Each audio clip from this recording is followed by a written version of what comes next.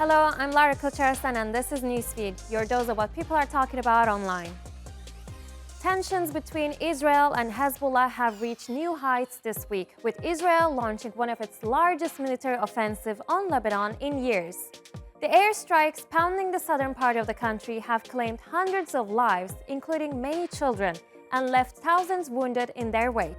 The situation is now a full-scale humanitarian disaster. Families are fleeing their homes by the tens of thousands, scrambling for safety as relentless air raids turn the region into a war zone. But with no clear path to shelter, many are left stranded, facing the terrifying reality of more violence on the horizon. All eyes on Beirut today. If you think the last few days and what's happened with the pagers and the walkie-talkies is bad, they are now terrorizing Lebanese people through their radios and through sending text messages to their phones. Their radios are literally being hijacked and messages are playing over there telling people to go north, to evacuate their houses before they start their aggression. People in Beirut are literally receiving text messages saying, go north, flee north, Beirut is not safe, and we'll tell you when you can come back. Please, get out of harm's way now. Once our operation is finished, you can come back safely to your homes. Once our operation is complete, you can return safely to your homes. That is the message right now. Of course, that is, if they are still there to return home to. As bombs rain down, children are cramming onto parents' laps, suitcases are being tied onto car roofs, highways north are gridlocked. But for many in Lebanon, heading north isn't even an option. Flights have been grounded, people are trapped in Beirut, and not everyone has the luxury of a house in the mountains to escape to. And let's not forget, Lebanon is still reeling from one of the worst financial crises in modern history. If anyone knows anything about Lebanon, you'll know that 7th of August, I think it was 2020, there was a huge blast that ruined, devastated the entire city. It has not recovered. A lot of the city is still rubble. They are also going through a financial crisis. To have a sonic boom after just a few years later from such a traumatic event, the majority of the country has PTSD because of what happened that day. And they know that. This is psychological warfare. This is terrorism in so many different ways. People don't have any money. It's not like they can just book a hotel and just flee up there, rent a car and just drive up there. That's not the case for so many people. Over 550 people, including 50 children, lost their lives on Tuesday, marking the deadliest day in Lebanon's history since the civil war in 1975. The country is spiraling deeper into tragedy as Western powers, particularly the US, continue to back and arm Israel, while failing to secure a ceasefire in Gaza. Do you explain to the children who will grow up from this, who will survive with scars on their bodies and in their minds, that it was our government who supplied 15% of the parts for the F-15 fighter jets that blew up residential buildings in Beirut? How do you explain that despite a stated aim of self-defense and retrieving Israeli hostages, that this government has killed more hostages than it has rescued? How do you explain that in a country where children as young as 6 are going to work, that they're also being blown to pieces in the same space? How do you explain that it's not just Lebanon? There are over 40,000 Palestinians who have been killed in Gaza. There are hundreds of Palestinians who have been killed in the West Bank. Social media has become a vital tool for activists urging the global community to speak out for Lebanon, raise awareness, and hold their leaders accountable. People are encouraged to write to their local politicians, engage in discussions, and protest to persuade their governments to pressure Israel and prevent a full-blown regional war. Post about Lebanon, reshare about Lebanon. If you can protest, if you can riot, if you can boycott, sign the petitions, email your MPs.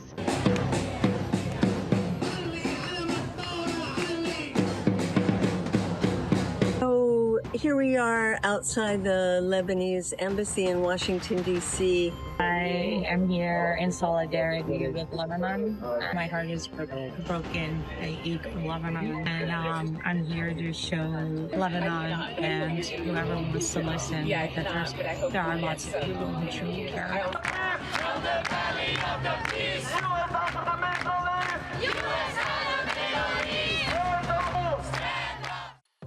As Israel continues to pound Lebanon, there has been no let-off in the violence in Gaza. Bombs have rained down on the besieged territory, killing dozens of Palestinians, mostly children. After nearly a year of relentless bombardment and with little to no help from the international community, thousands are left to fend for themselves. Basic supplies are critically low and emergency response teams are severely understaffed and lacking essential equipment. The footage you're seeing shows rescue workers using their bare hands, desperately trying to pull children from the rubble following an airstrike on Tuesday. Since the war started, more than 41,000 Palestinians have been killed in Gaza and tens of thousands displaced. Much of Gaza now lies in ruins, and concerns are mounting that Tel Aviv may inflict the same level of destruction on Lebanon as it has on Gaza. Gaza is a non-stop nightmare that threatens to take the entire region with it. Look no further than Lebanon. We should all be alarmed by the escalation. Lebanon is at the brink. The people of Lebanon, the people of Israel, and the people of the world cannot afford Lebanon to become another Gaza. Guterres' fears are being echoed in the hallways of the United Nations in New York. The meeting of world leaders, or General Assembly, comes at a time when the number of global crises and wars are increasing. Resolving such conflicts are therefore high on the agenda. I recognize the challenges from Ukraine to Gaza to Sudan and beyond. War, hunger, terrorism, brutality, record displacement of people, a climate crisis, democracy at risk, strains within our societies, the promise of artificial intelligence and its significant risk. The list goes on. But maybe because all I've seen and all we have done together over the decades, I have hope. I know there is a way forward. We, as a country and a nation, harbor no animosity towards the people of Israel.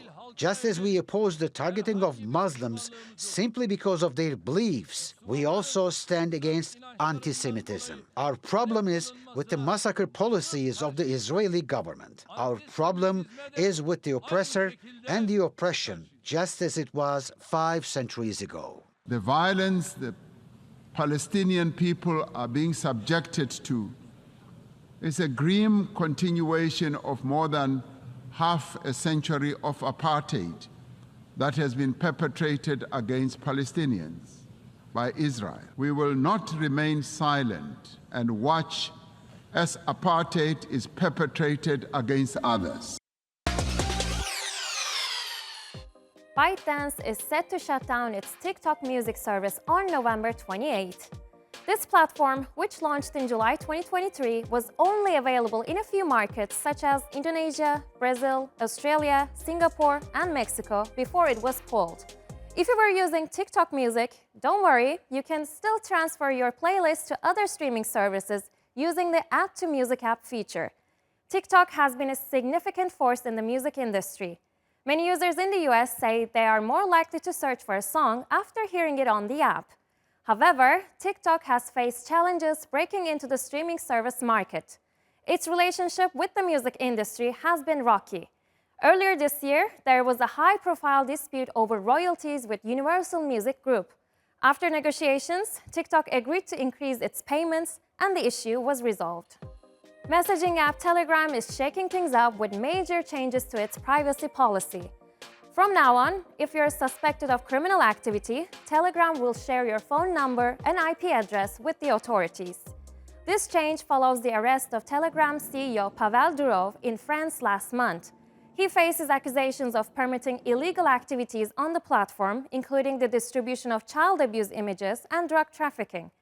Durov claims these new rules are aimed at deterring criminals from misusing the app. However, critics argue that Telegram's large groups, some allowing up to 200,000 members, have become breeding grounds for disinformation, explicit and terror-related content.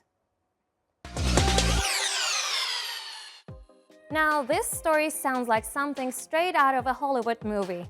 Imagine thinking you're in a relationship with Brad Pitt, only to find out you've been scammed out of hundreds of thousands of dollars. Spanish police have arrested 5 people for duping 2 women out of $360,000 by pretending to be the famous actor online. According to Spain's Guardia Civil, the suspects targeted these women through a fan page for the Oscar-winning actor, convincing them that they had entered into romantic relationships with them.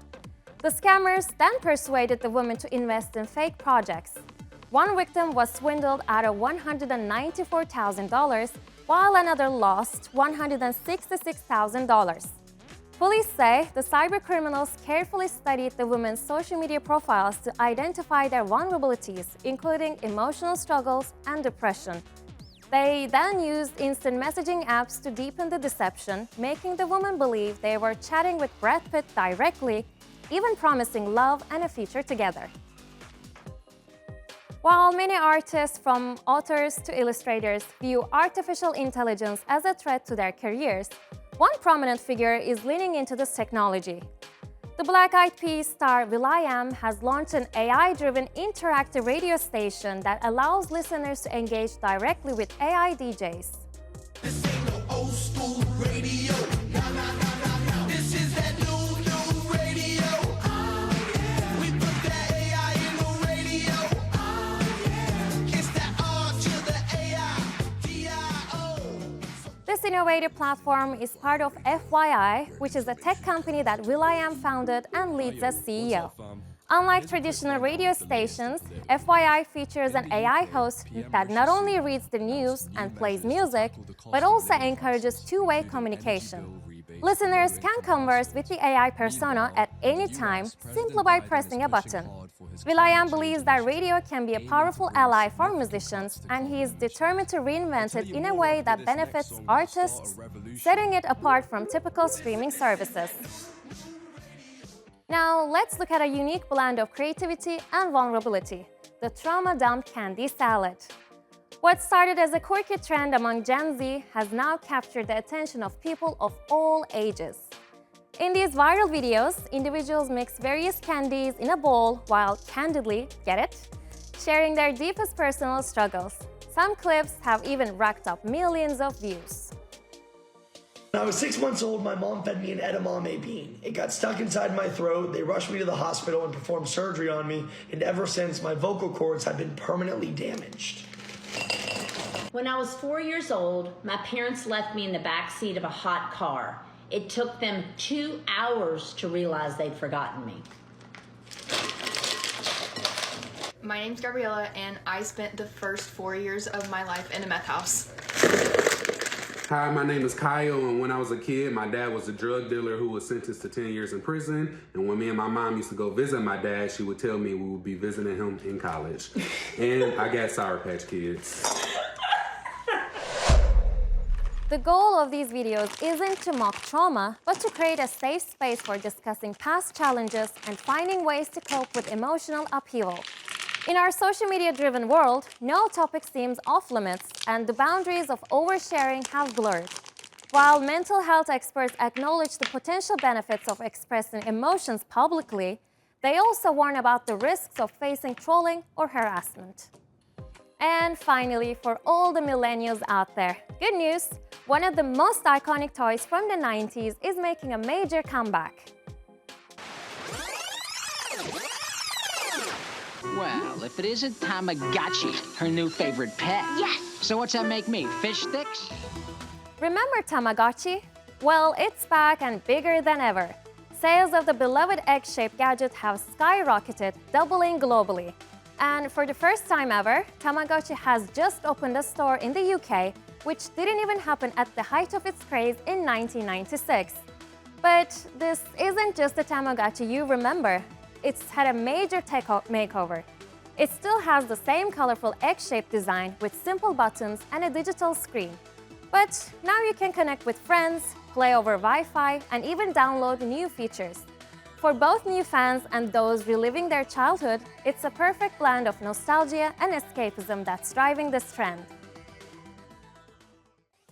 And that's our show. Find our latest stuff on YouTube and do subscribe to our channel. See you soon.